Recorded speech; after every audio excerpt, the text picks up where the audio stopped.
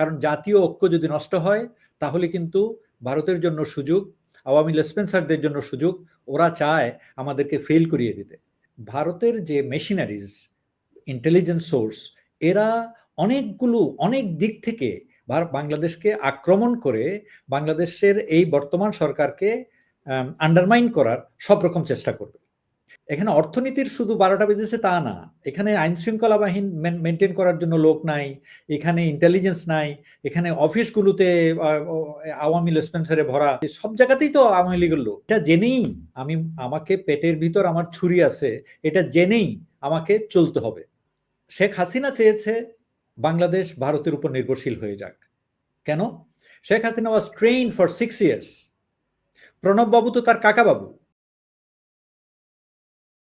তো আমরা কেন অতি নির্ভরশীল হব ভারতের প্রতি? ভারত থেকে বের হওয়ার, ভারতের নির্ভরশীলতা থেকে বের হওয়ার উপায়গুলো কি কি?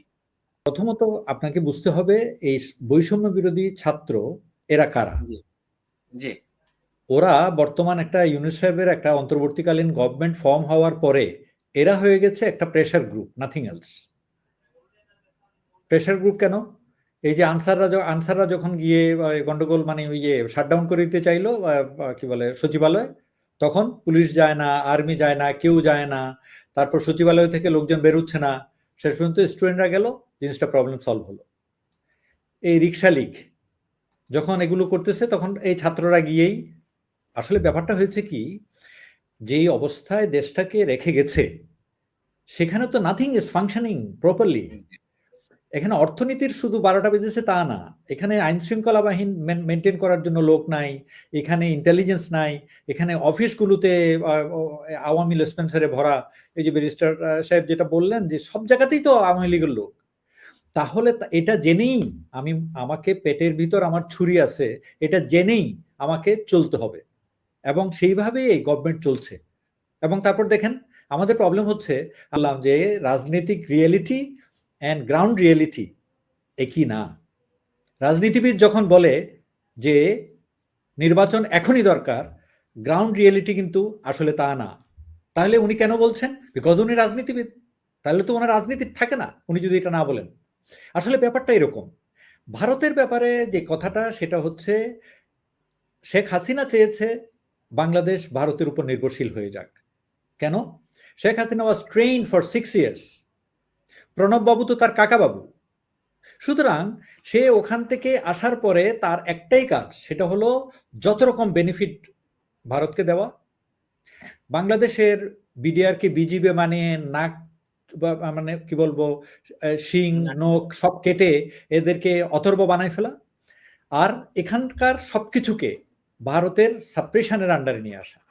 তো ব্যাপারটা হলো এখন কি করব আমরা? আমাদের মানুষ কিন্তু তা না। আমাদের ওই শেখ হাসিনা যাওয়ার সাথে সাথেই বিডিআর এর লোকরা কিন্তু দাঁড়িয়ে গেছে কোমরে হাত দিয়ে। এতদিন তাদের উপর ইনস্ট্রাকশন ছিল তাই ওরা গুলি চালায় নাই। এখন ওই ইন্ডিয়ান বিএসএফ সিকিউরিটি বাড়িয়ে দিয়েছে। বাংলাদেশের মানুষের মধ্যে কত পার্সেন্ট আওয়ামী লীগের স্পেন্সার? খুব কম। কিন্তু ওদের হাতে এখন অনেক পয়সা, ওরা অনেক জায়গায় বসে আছে, ওরা অনেক কিছু কিনছে, এবং ভারতের যে মেশিনারিজ, ইন্টেলিজেন্স সোর্স, এরা অনেক দিক থেকে বাংলাদেশকে আক্রমণ করে বাংলাদেশের এই বর্তমান সরকারকে আন্ডারমাইন করার সব রকম চেষ্টা করবে। যেমন মনে করেন এই যে আপনি বললেন যে বাজারের কথা, যে পেঁয়াজ এখন 40 টাকা, যেভাবেই হোক না কেন, পাকিস্তান থেকে এনে, তুরস্ক থেকে এনে, ওখান থেকে এনে, এখন 40 টাকা। What is the problem? এটা আগেও এরকম 40 টাকা ছিল, কিন্তু আমাদের এখানে যেই পরিমাণ বাজার দাম তার চেয়ে কম দামে ভারত আমাদেরকে পেঁয়াজ খাইয়ে, তারপর আমাদের যখন এখানে উৎপাদন কমে গেল তখন ওরা বেশি দামে আমাদেরকে পেঁয়াজ বিক্রি করেছে। একই অবস্থা চিনি কলের। চিনি কল চালু ছিল আমাদের এখানে, আমাদের চিনি কল থেকে যা চিনি হয় সেটার বাজার মূল্য হলো 60 টাকা। এখন ভারত বলল কে আমি তো 40 টাকা করে তোমাকে দেব। বাট এটা যদি একটা দেশপ্রেমিক গভর্নমেন্ট হতো, তারা বলতো যে না, তোমার ওখান থেকে আমার ব্যবসা করার দরকার নাই, কারণ আমার চিনি কল এবং আমার চিনি ক্ষেত্র, এই যে আখ ক্ষেত, এদেরকে যদি আমার আখ চাষিদের যদি আমি বাঁচিয়ে রাখতে চাই তাহলে এদেরকে ভর্তুকি দিয়ে হলে আমরা এটা চালিয়ে নেব। কিন্তু শেখ হাসিনা কি করলো? ভারত থেকে কম দামে চিনি আনলো, আমার এদিকে আমাদের এই চিনি কলগুলো বন্ধ হয়ে গেল। আপনার কি কোনো ধারণা আছে এক একটা চিনি কলের সাইজ কত বড়? হাজার হাজার বিঘা, বিশাল এলাকা, অনেকগুলো অনেকগুলো আখ চাষি এটার সাথে জড়িত। এক একটা চিনি কলের সাথে লক্ষ লক্ষ লোক, যারা চাকরি করে, যারা উৎপাদন করে এবং যারা চাষি। চিনি কল বন্ধ হয়ে গেল একটার পর একটা। এই সরকার এসে ঘোষণা দিল যে 7টা চিনি কল চালু করবে। একদিনই তো সব হবে না, কয়দিন পরে দেখবেন চিনির দাম কমেছে, বাট এই কথা কেউ বলতে যাবে না। আমি আপনাকে একটা কথা বলি, কয়েকদিন আগে আমার ছোট বোন এসছে আমেরিকা থেকে। সে এসে যেটা আমাকে বললো যে ভাই, অন্য সময় তো বাংলাদেশের এয়ারপোর্টে পৌঁছার আগে আমরা একটা ট্রমার মধ্যে থাকতাম, যে কোথায় জানি কি হয়, কে এসে বলবে যে আপনাকে এটার জন্য ট্যাক্স দিতে হবে, কোন জায়গায় আবার তালা ভেঙে ফেলবে, ইত্যাদি ইত্যাদি। বলে যে এবার দেখলাম সবকিছু স্বচ্ছন্দে হচ্ছে, everybody cooperative, everybody in smiling face. আমি বললাম কি বলো? বলে হ্যাঁ, we had no problem, smoothly সব হয়ে গেছে। সো এই যে পরিবর্তনটা, আপনি এটার কথা বলছেন না। এখন রাজনীতিবিদরা এগুলোর কথা বলছে না, এবং আমাদের কিছু আবার টক শোবিদ আছে, এরা খালি প্রশ্ন করে, এটা কেন করলো না, এটা কেন করলো না। আমি একজনকে সেদিন ডেকে বললাম, আচ্ছা ঠিক আছে, আপনাকে যদি আজকে আমি পুলিশের দায়িত্ব দেই, বাংলাদেশ পুলিশ, আপনি পারবেন সামলাতে? এই এই এই এই প্রবলেম। বলে না, তাইলে তো কিছুদিন সময় লাগবে। তাইলে এদেরকে কিছুদিন সময় দেন। ব্যাপারটা হলো এই যে আমরা কথাই বলতে থাকি, আমাদের আসলে হয়েছে কি, ওই যে রাজনৈতিক যে বাস্তবতা, সেটা অন্যরকম। এখন আপনি বলছেন যে কি নির্বাচন হবে কিনা। আচ্ছা, ভারতের উপর নির্ভরতা আমাদের কোনো দরকার নাই, ভারত আমাদের প্রতিবেশী। আমি একটা কথা বলি, ভারত আমাদের শত্রুও না, ভারত আমাদের বন্ধুও না। ভারত আমাদের কি, আমাদের প্রতিবেশী। প্রতিবেশীর আমাদের সুন্নত অনুযায়ী তো হতে প্রতিবেশীর সাথে সবচেয়ে ভালো সম্পর্ক রাখা। এখন আমি ভালো সম্পর্ক কিভাবে রাখবো? সে তো চায় আমার পানি নিয়ে যেতে, আমাকে পানি না দিতে। মানে তার জিনিস তার, আমার জিনিসও তার, এরকম অবস্থা। তো তখন তো ভালো ভালো সম্পর্ক থাকে না। যার জন্য ভারতের সাথে তার এই চারিদিকের দেশগুলোর একটারও ভালো সম্পর্ক নাই। শেখ হাসিনা যা করেছে, এখন দেখা যাচ্ছে বাংলাদেশ, মনে করেন ওই যে সাবমেরিন কেবল দিচ্ছে না, তারপর এটা করছে না, ওটা করছে না। তো what is the problem? Because I am an independent country, I can always take my own decisions. তো ব্যাপারটা হলো উইন উইন সিচুয়েশনে ভারত জানে না প্রতিবেশীর সাথে খেলতে, প্রতিবেশীর সাথে কাজ করতে। একটা দাদাগিরি ভাব আছে, এই দাদাগিরিটা আমরা সহ্য করি না, আমাদের পছন্দ না। তো যাই হোক, সুতরাং Bharat is not a question. Bharat যত বড়ই দেশ হোক না কেন, সেই যত বড় শরীর, তার খিদাও তত বড়, তাদের ওই দারিদ্র সেই পরিমাণ। সুতরাং আমার সাথে লড়তে আসার কোনো কারণ নাই। আমি আপনাকে যেটা শুধু বলবো যে বেসিক্যালি এই যে নির্বাচন সবাই করছে কেন? বিকজ আওয়ামী লীগও জানে, সরি বিএনপি, আওয়ামী লীগের নাম তো নেওয়ার প্রয়োজন নাই। বিএনপি জানে ভালো করে যে যত দেরি হবে তাদের ভোট ব্যাংক একটু ক্ষতিগ্রস্ত হতে পারে। কিন্তু আমাদের তো কাজ সেটা নয়। বর্তমান গভর্নমেন্টের কাজ কিন্তু সবকিছুকেই সংস্কার করা নয়, সবকিছুকেই মেরামত করা নয়। শুধুমাত্র যেই সব জিনিস মেরামত না করলে যে কোনো সরকার এসে সেটাকে পরিবর্তন করবে না। যেমন কালো কানুন ছিল না একটা, এই কালো কানুন সবাই বলে কালো কানুন, কিন্তু পাওয়ারে গিয়ে আর এটাকে চেঞ্জ করে না। তো ওই ধরনের যেই সব প্রতিবন্ধকতা আছে এবং যেই সব আইন দ্বারা এই একটা সরকার স্বৈরাচারী হয়ে উঠতে পারে, সেগুলোর ব্যাপারে সব পলিটিক্যাল পার্টির সাথে একমত হয়ে সিদ্ধান্ত নিতে হবে যে আমরা এই জিনিসগুলো করব। সেটা কিভাবে হতে পারে? ডক্ট্রিন অফ নেসেসিটির কথা উনি বললেন, প্রেসিডেন্সিয়াল অর্ডার দিয়ে সেটা করতে পারে। বাট সবাই এগ্রি করবে যে নেক্সট গভর্নমেন্ট যারাই যাক না কেন, তারা সংসদে গিয়ে এটাকে পাশ করিয়ে নেবে।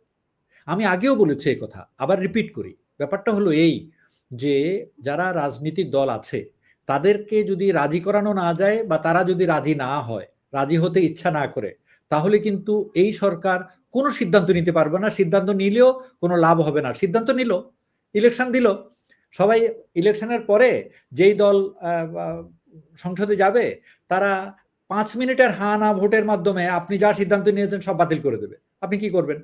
সুতরাং আমাদেরকে আসলে গণতান্ত্রিক পদ্ধতিতেই যেতে হবে। তবে তার আগে যে সব চোক পয়েন্ট আছে, যে জায়গাগুলো আমাদের জন্য একটা মানে স্টাম্বলিং পয়েন্ট, আমরা যেগুলোতে উষ্ঠে পড়ে যাচ্ছি, আমরা ব্যালেন্স রাখতে পারছি না, ওই ধরনের জিনিসগুলোকে আইডেন্টিফাই করে সবগুলো রাজনৈতিক দলকে একমত হয়ে সেগুলোর ব্যাপারে একমত হতে হবে যে এগুলো থেকে আমরা বেরিয়ে আসব, তারপর নির্বাচন দেবে।